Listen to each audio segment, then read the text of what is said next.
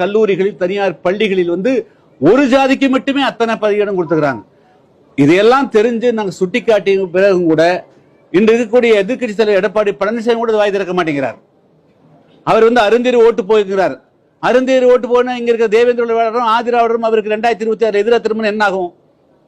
அருந்தேறி இனிமேல் அவங்க அதிமுக ஓட்டு போட போறது கிடையாது. ஆனால் அவர் எதிர்கட்சி தலைவர் இருக்கக்கூடியவர் என்ன நியாயம் என்று தெரிந்து கூட அவர் கூட குரல் கொடுக்க மாட்டேங்கிறார்.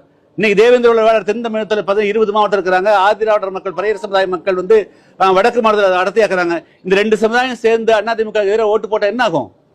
அவங்க எந்த ஊருக்குள்ள போக முடியும்? நியாயத்தினுடைய அடிப்படையில் பேசணும். ஒரு எதிர்கட்சி தலைவராக கூட ஒரு பேச இருக்கிறார். திமுக அவர்கள் ஒரு முடிவோடு இருக்கிறாங்க. அங்க ஆந்திராவிலிருந்து வந்தவர்களுக்கு கொடுக்கணும்னு சொல்லிட்டு அந்த பண்ணிட்டாங்க. நீங்க தமிழ்நாட்டில் எதிர்கட்சியா இருக்கக்கூடிய எடப்பாடி ஏன் வாய் திறக்க மாட்டேங்கிறாரு? இதையெல்லாம் கண்டிச்சு தான் நாங்க மே மாதம் 14ஆம் தேதி ஆர்ப்பாட்டம் வச்சுக்கிறோம்.